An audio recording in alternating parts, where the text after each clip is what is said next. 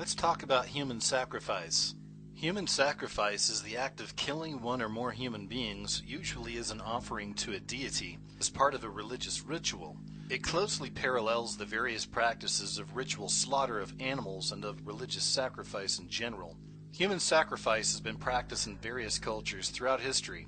Victims were typically ritually killed in a manner that was supposed to please or appease gods, spirits, or the deceased. The idea of human sacrifice has its roots in deep prehistory in the evolution of human behavior. From its historical occurrences, it seems mostly associated with Neolithic and nomadic cultures, or the emergent edge of civilization. Human sacrifice has been practiced on a number of different occasions and in many different cultures. The various rationales behind human sacrifice are the same that motivate religious sacrifice in general. Typically, human sacrifice, they say, is intended to bring good fortune or to pacify the gods. For example, in the context of the dedication of a completed building, like a temple or a bridge.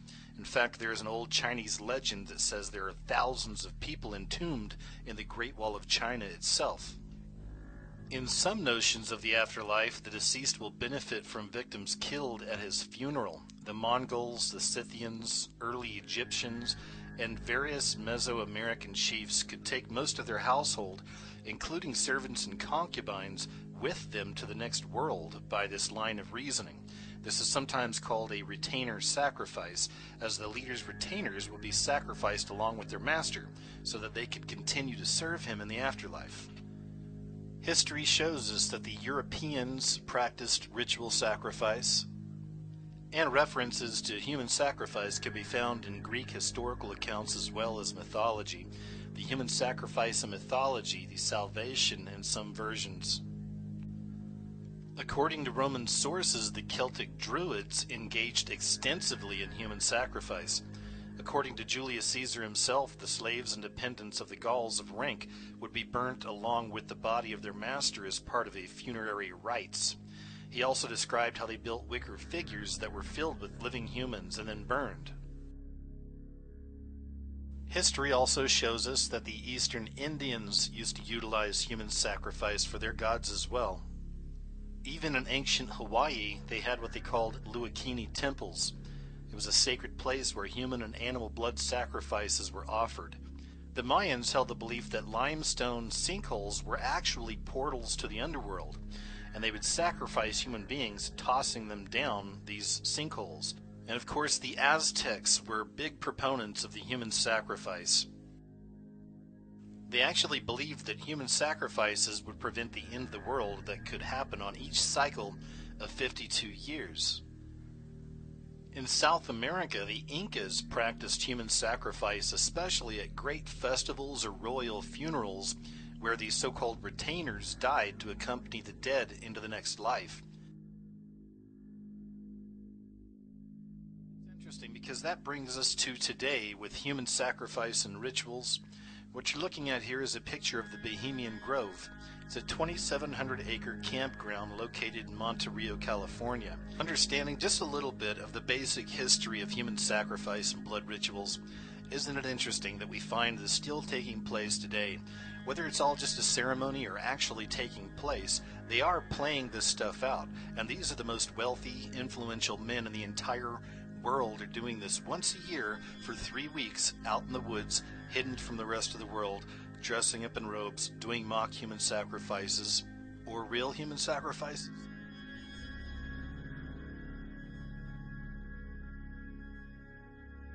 It's interesting because we find these themes played out in the Purge films. They're very obvious about this in the movie. It really is about a massive blood sacrifice once a year to what they call in the film the, quote, new founding fathers, which many consider to believe a veiled reference to the Illuminati.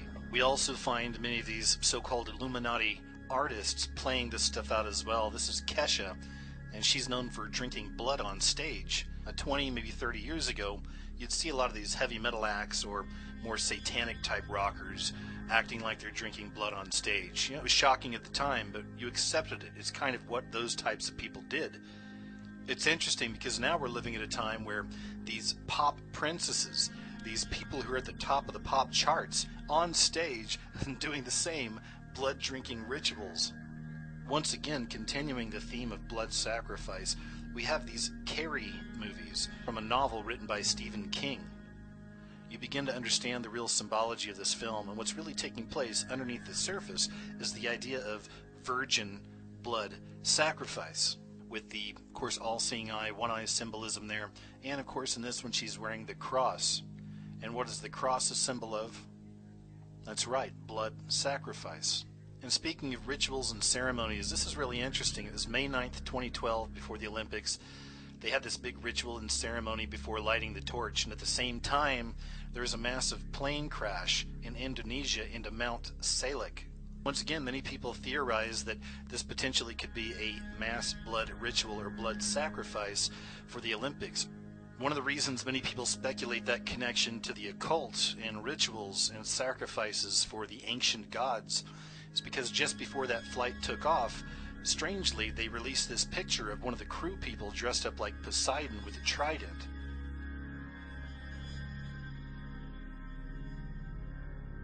That day, the plane would crash into a mountain, killing everybody, on the same day of the lighting of the Olympic torch. And yet another really interesting example of how this stuff is still with us here today comes from Sony. Just a few years ago, they were launching a game called God of War 2 for PlayStation. And at the release party, they actually had a decapitated goat's head with a lot of the inside still there laying out on display for everybody.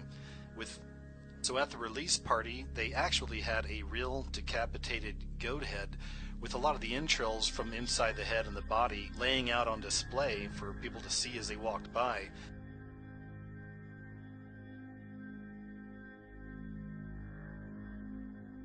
Every few weeks they're finding more and more massive grave sites in Mexico, a lot of them really close to the borders. The police there believe these are all associated with ritual sacrifices to the popular saint, known to many as Flaquita, a figure also known as Saint Death, which is often portrayed as a skeleton wearing a hooded robe and holding a scythe, much like the Grim Reaper, all showing signs of ritualistic killings. And of course we can't talk about child sacrifice or blood sacrifice without mentioning the royals. The royals being one of the 13 Illuminati bloodline families. Maybe you can help me out with this one. So this footage comes from what seems to be a fundraiser for a group called ARC, and it seems to have something to do with children. There's not a lot of footage from inside here, but you're going to see Prince William and Kate. They were actually here for the fundraiser, and it's going to show them leaving in just a few moments, and I want you to take a look just above their heads. There's something going on up there. I don't know if it's some kind of a hologram that they put in there for effect. I don't know if it's people in suits acting this stuff out. I'm not exactly sure what's taking place up there. It's very strange looking though. So far, I personally see two different possibilities. One, it looks like some kind of a ghoul or a creature feeding on a lamb. And the other one is it looks like, once again, some kind of a monster or something riding on a white horse. Now those are just my interpretations so far. As I've said, I've tried to find other footage on this. I can't find it. You'll find plenty of pictures from the event, but it's really hard to find this footage. Check this out.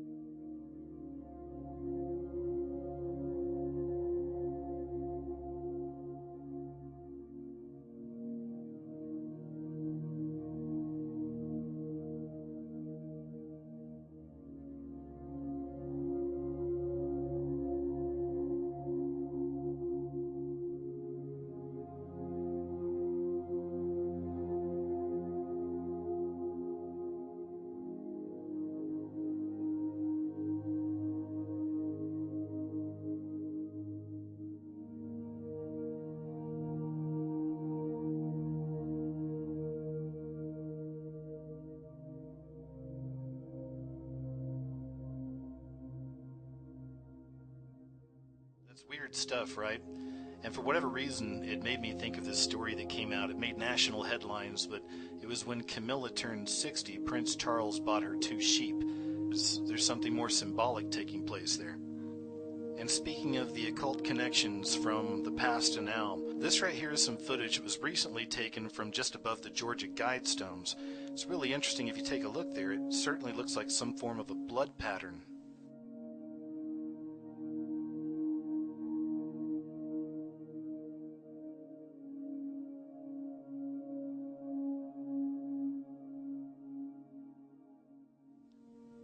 So we already understand that the Georgia Guidestones are essentially the 10 commandments for the New World Order, for the coming beast system, the system of the Antichrist.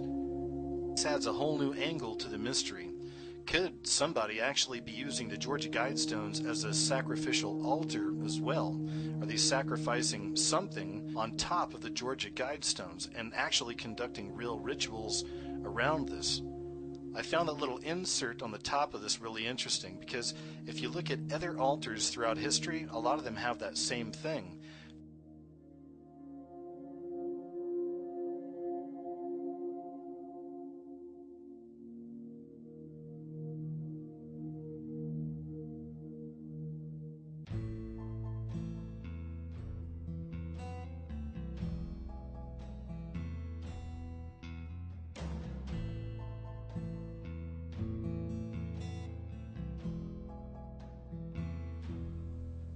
Hey, thanks for watching.